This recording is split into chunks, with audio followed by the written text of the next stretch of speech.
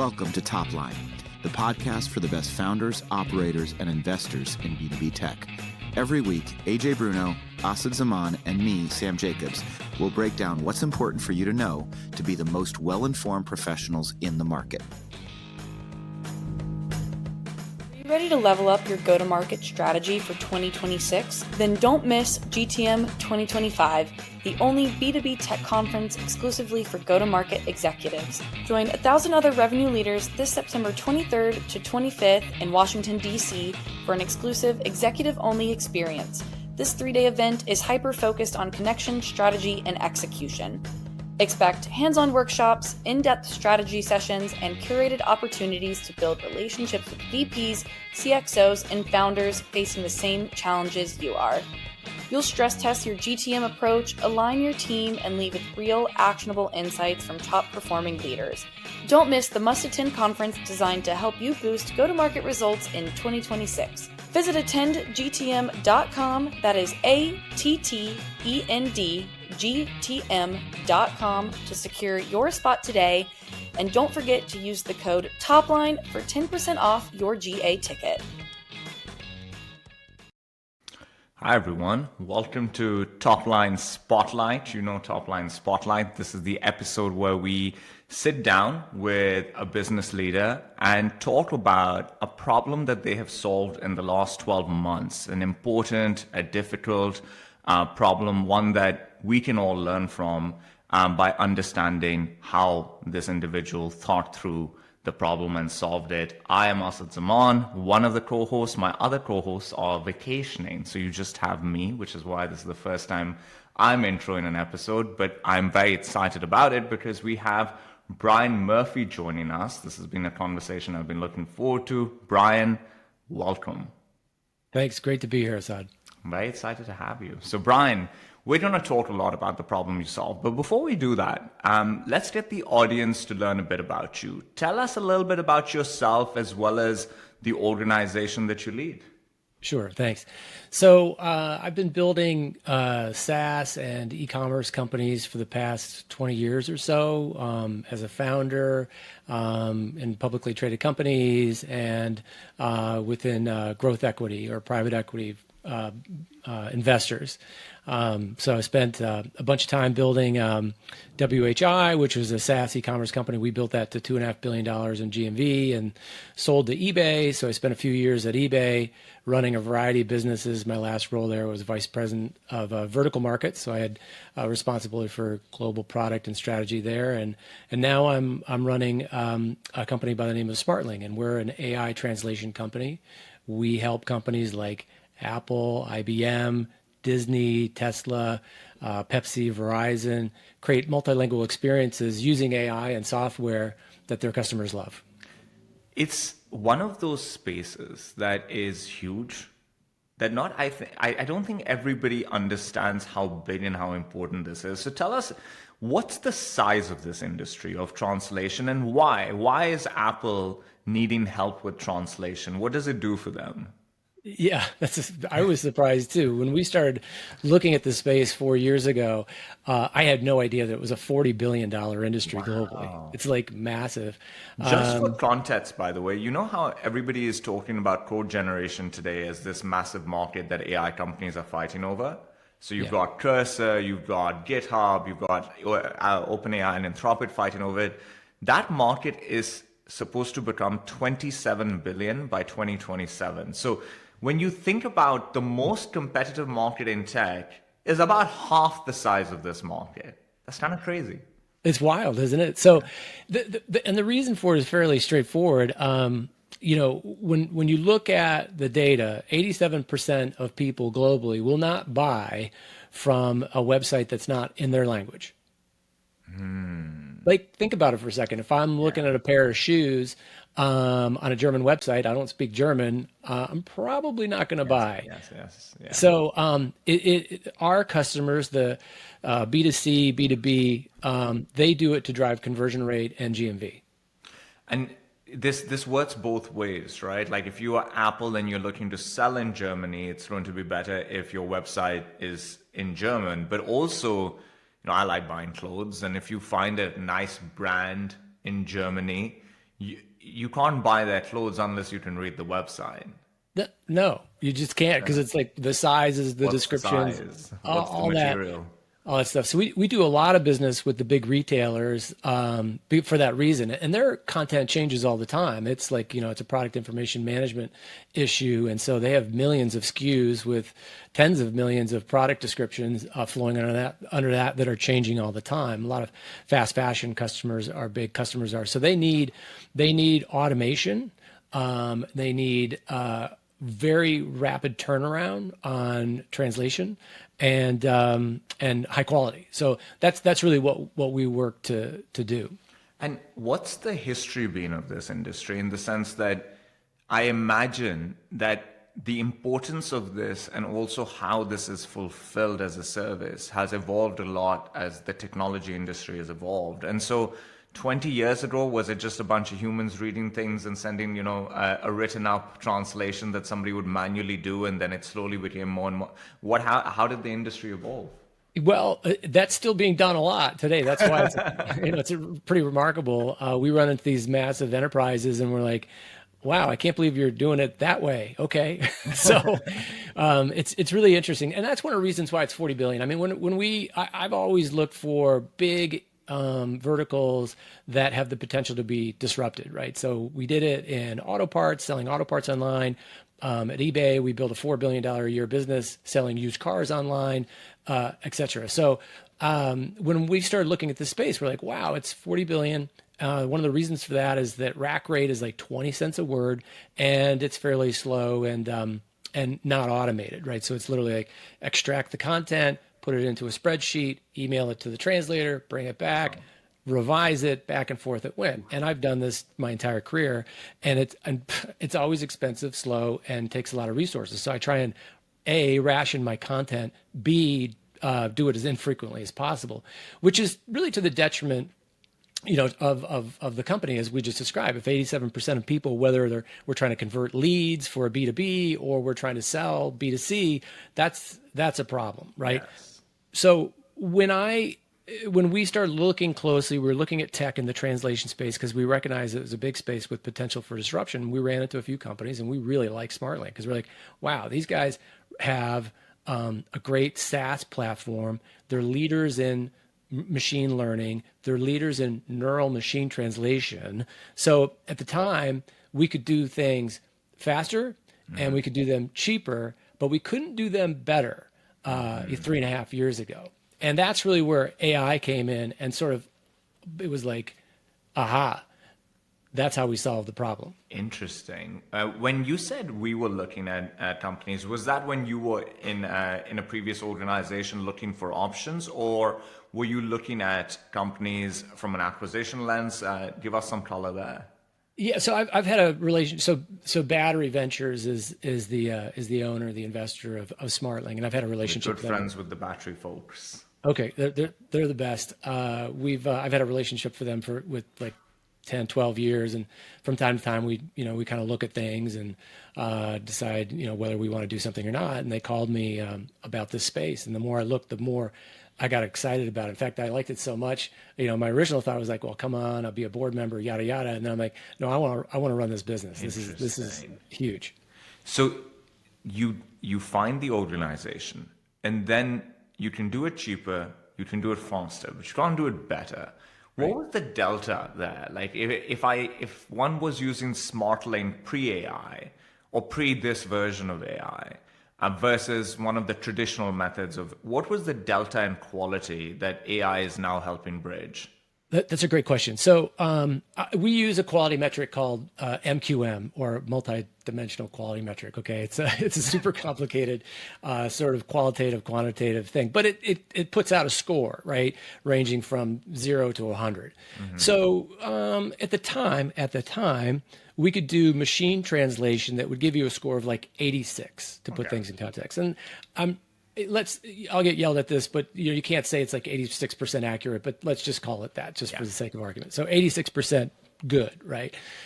Human translation is around 98. So that kind of gives you an example. Okay. It's never perfect because people have preferences, right? One translator might say it this way, I might say it that way, but it's 98. So that was where we were. We were kind of like at this 86, and you could use that for lots of content that you could think about. But you couldn't User-generated use content. it for like medicine, let's say. No, no, Right? you wouldn't want to use it for medicine. You wouldn't want to use it for like a landing page or a home page or a marketing email, let's say. But there is lots and lots of content that you could, and we did use that for. And we had, by the way, we also provided other forms of translation as well, human translation, and we still do.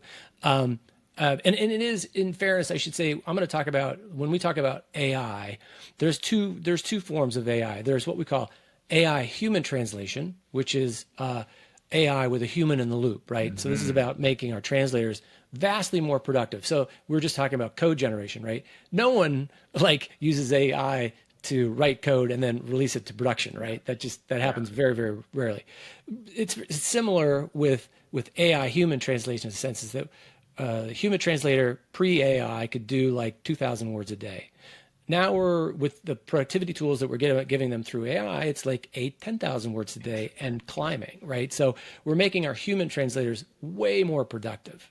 And then not to complicate things, but then there's this version of AI translation, which is a click in quality below. So if that's 98, AI translation is like 96, 97.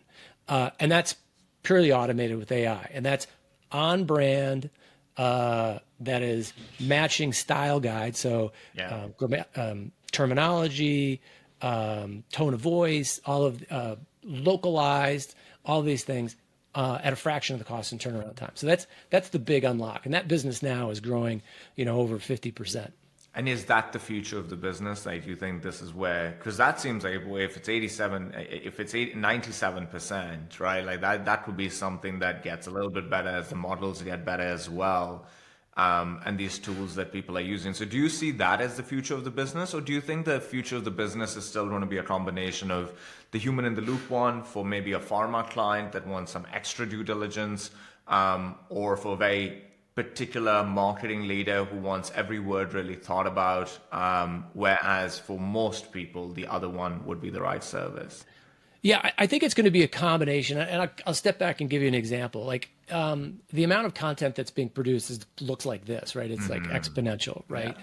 So there's not less content, and most companies ration content to translate because of that cost, 20 cents a word. It's too expensive, right? And time involved, all that kind of stuff. So taking a step back, especially, when I think about my days at eBay, we thought a lot about digital footprint and we thought about conversion rate, right? Mm-hmm. What is digital footprint? So if I'm a US company, my digital footprint, the size of my website, all the content, the blogs, is probably pretty large.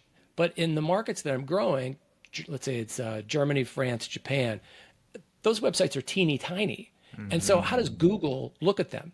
Google's like, oh, that's a teeny tiny website, doesn't have great engagement, so I'm going to knock it down in terms of SEO, right? Yeah. So the problem that we're helping our customers solve is not only are we helping them create localized websites, applications, et cetera, that boost conversion, but also boost engagement, right? So I'm landing on this page. Oh, great, it's in German. I'm going to read this, right? But we're also helping them increase the digital footprint so they can be more competitive in those countries, because now it's a large website. It's got great engagement, great conversion rate. It's sticky, less bounce, all that. So Google looks and says, oh, great, I'm going to move you up. Interesting. See what I mean? Yeah. So my point on that, going back to what we're talking about, is that I believe for a long time, our customers are going to they need a combination. I need this volume, right, which we're going to solve for them. We also need very, very high quality for certain types of assets. So it's really going to be less about, hey, we're going to move everything to AI. It's going to be more about, we're going to do a lot more with the right type of translation. That is fascinating. It's got me thinking about the future of our SEO as well. So I hadn't thought of this. This is very interesting. Thank you. Okay, so we're here to talk about a problem that you have wrestled with in the last 12, 24, 36 months. Tell us about the problem that you decided was the one you wanted to talk about today. So it really revolves around this conversation, around this AI. So if remember, a couple of years ago, we were doing things faster, cheaper, but we weren't necessarily doing them better, right? So I remember very distinctly when GPT or OpenAI, announced, hey, you can now use GPT. So that Saturday morning, I, hopped on and logged in and started using it. And immediately the light bulb went off in my head, and the leadership team all had to have the same kind of epiphany. We were all slacking each other. So one of the things about Smartling is that it's a SaaS, it's a cloud first company, over a decade of machine learning, neural machine translation, which is a form of AI. So we immediately saw, wow, okay, this is a game changer, and talked about how we're going to apply it to boost the quality and solve a bunch of linguistic problems that we were stuck on. So that week, I pulled the LT in and immediately reset the operating plan, put in place a project to go out and make sure we had the right talent, so hiring in the right talent, and reorganized our tech team structure and process to enable rapid innovation that delivered outcomes that matter to our customers, right? I'm making this sound like, oh, it was so easy. It was like I wildly think what painful. you're saying is super interesting. How this was that moment for a lot of us where we're like, okay, the world is, you can, especially if you were in technology, once you saw the first version of it, you could extrapolate out and say, this is just going to get better and better. Yeah. And if this gets better and better, what are some of the implications and how can the world evolve, right? Like, let's just assume it gets 20 times better. What's that world? And so I think a lot of us went through this period of like thinking through that and saying, okay, now it's time to start making adjustments because you're still early in the curve, right? And so you can start making adjustments right now and ride the curve. But a lot of organizations struggled with acting on their insights. And so tell me a little bit about, you guys had this moment, you saw the technology, like, oh shit, this can change everything. What was the time period of pontificating about the future versus acting on like, here's a plan now and this is what we're doing, now let's go and implement this plan? I think this is where, I've been doing this for a while, and I've been a founder for a lot of my life. And I think this is where the founder in me really became a benefit. Sometimes it's like Dr. Jekyll and Mr. Hyde. It's like, right. So I remember getting yelled at eBay for my founderness, right? Yeah. So anyways, but I think this is where I immediately saw the potential for disruption and so I immediately went into founder mode, which is like, okay, guys, time out, break glass, plans out the window, right? And in a big company, everyone would be like, what? Are you crazy? Right. Kind of thing. But in our company, and I have a very like-minded LT leadership team. So it wasn't that hard and people had this conviction. But, when I looked at, to me, there's been kind of like, I'm going to really simplify it, 3 big moments in tech in my career. The first was the commercialization of the internet. The next was the move to cloud. And this, I think, is going to dwarf both of those, or at least be on par with the commercialization of the internet. So when you see that as a founder, you have to like immediately break glass and change the plan. That's the one thing that I've noticed is very different in founder-led organizations versus not, is like the speed at which they can act, and the conviction with which they can act. You see this in the market today, right? You see Apple that has really struggled to come to terms with this platform shift in so many ways. And you see examples on the other side, and Google is also an example, a non-founder-led business that has one of the best models in the world. Gemini is one of the best models in the world. And then try using Google Home. Google Home is the one voice product that is worse than Siri.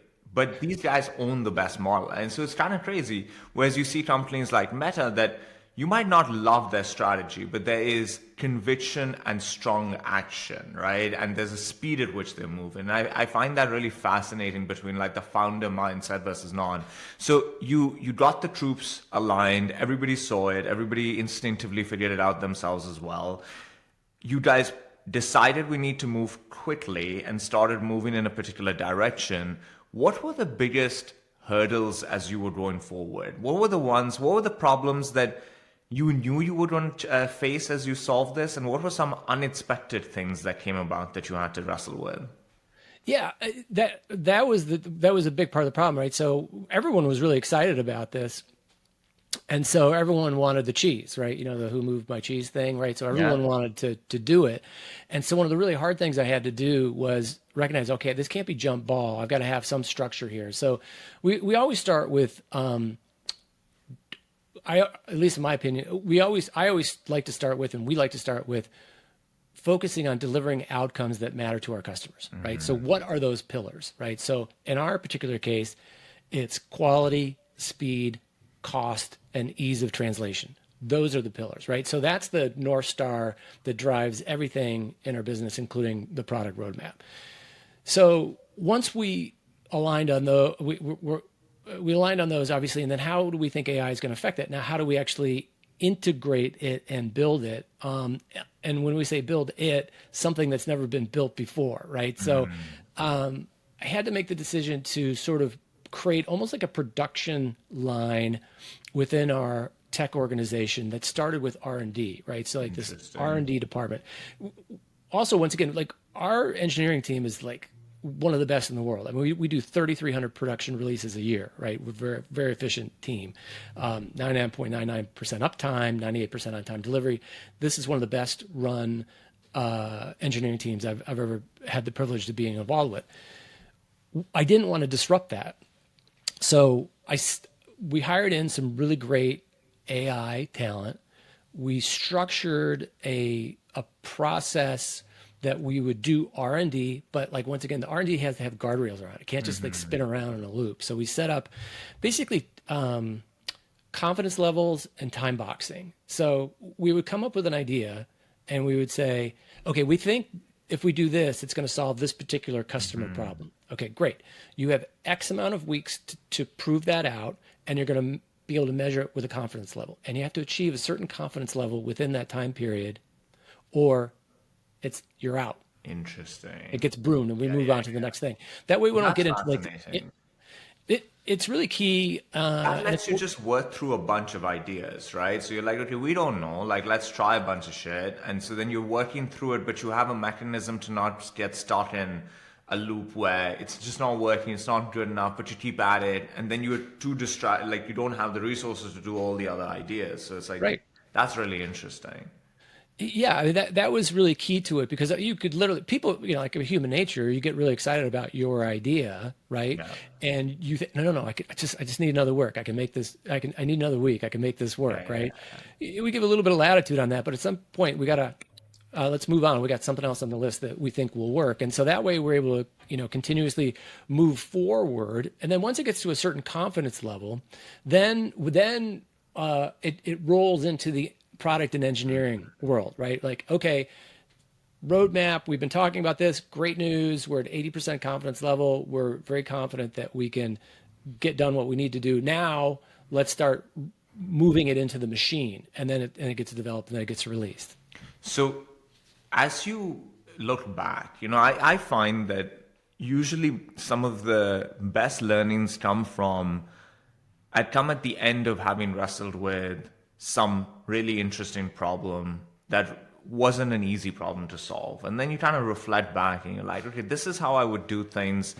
This is what I have learned that informs my view on how I would solve other sorts of problems moving forward. When you look through this experience, and you're probably still in it, right? Like because the technology is still rapidly evolving. And so what you can do with it for your customers is probably rapidly evolving as well. So you're probably in some way still in the midst of it, but you have shipped some really interesting innovations into the market.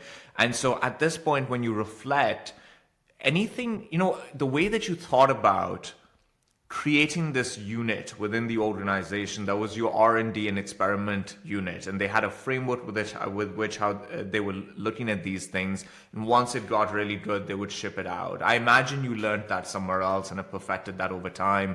Any other things that you've learned through this experience? Yeah, I think the key for me is always having that North Star, and I learned this at eBay. Really,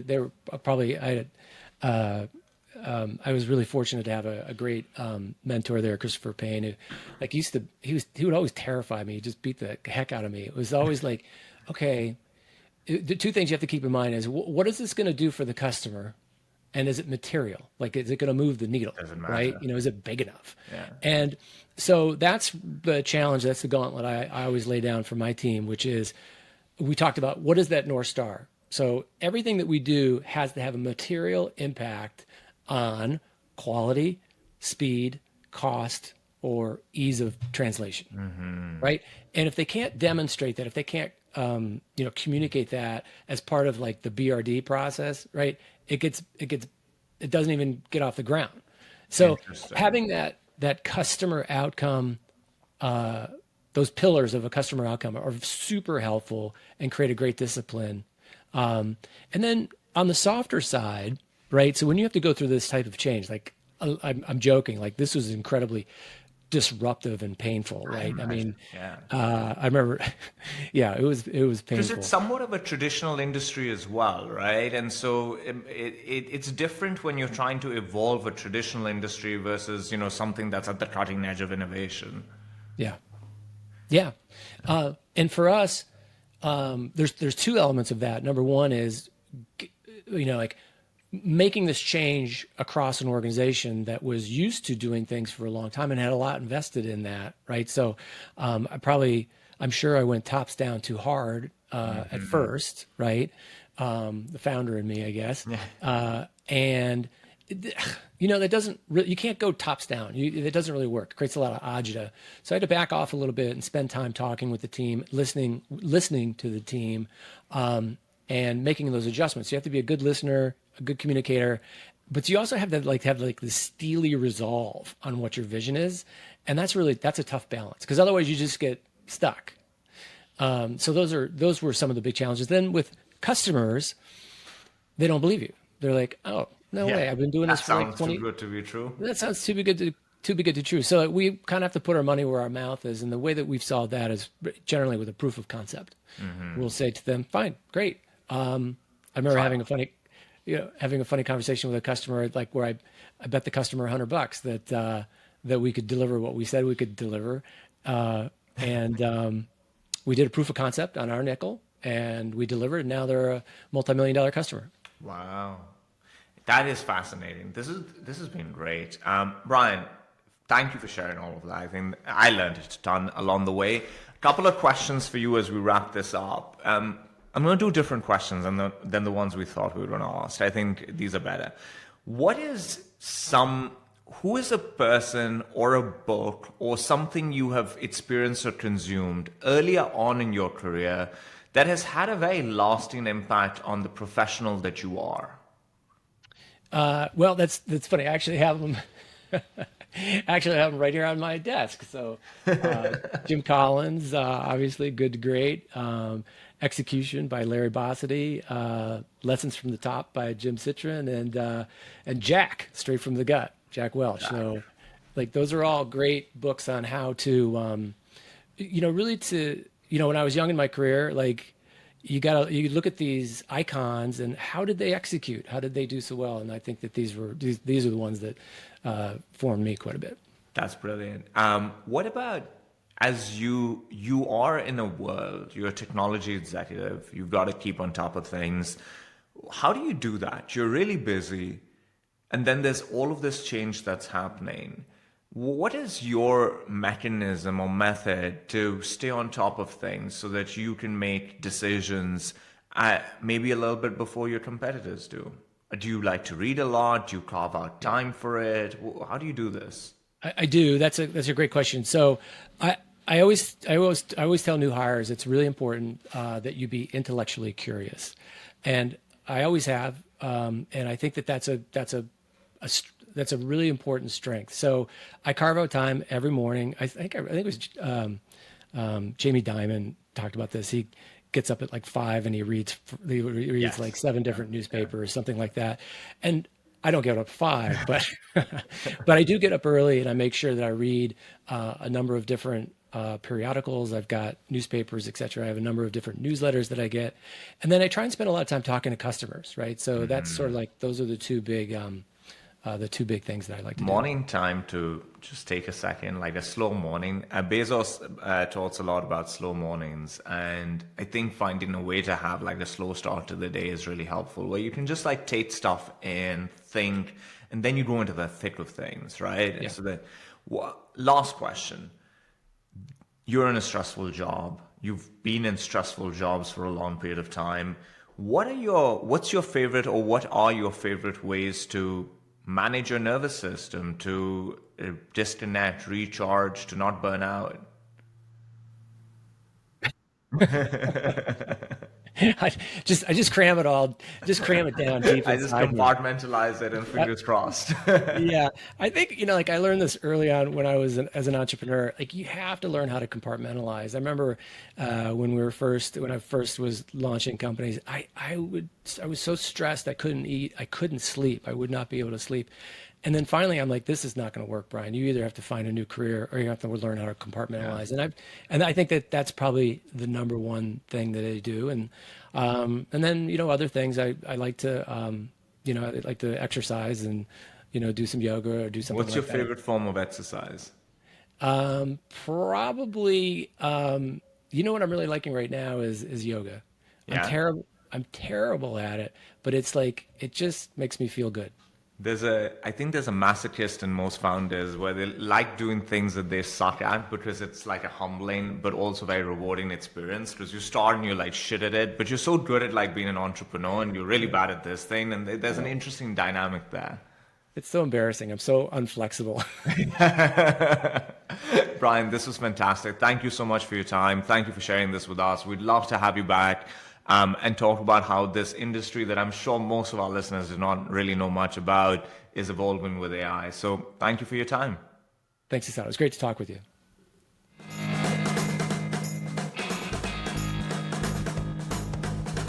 Thanks for listening to Topline. New episodes come out every Sunday. If you like what you heard today, subscribe so you never miss an episode, leave a 5-star review, and share it with your friends. Don't forget to join our Topline Slack channel to connect with us and discuss the topics we cover with other listeners. Click the link in the show notes. Lastly, if you're interested in joining Pavilion, you can learn more about membership at joinpavilion.com/membership. Thanks again for listening.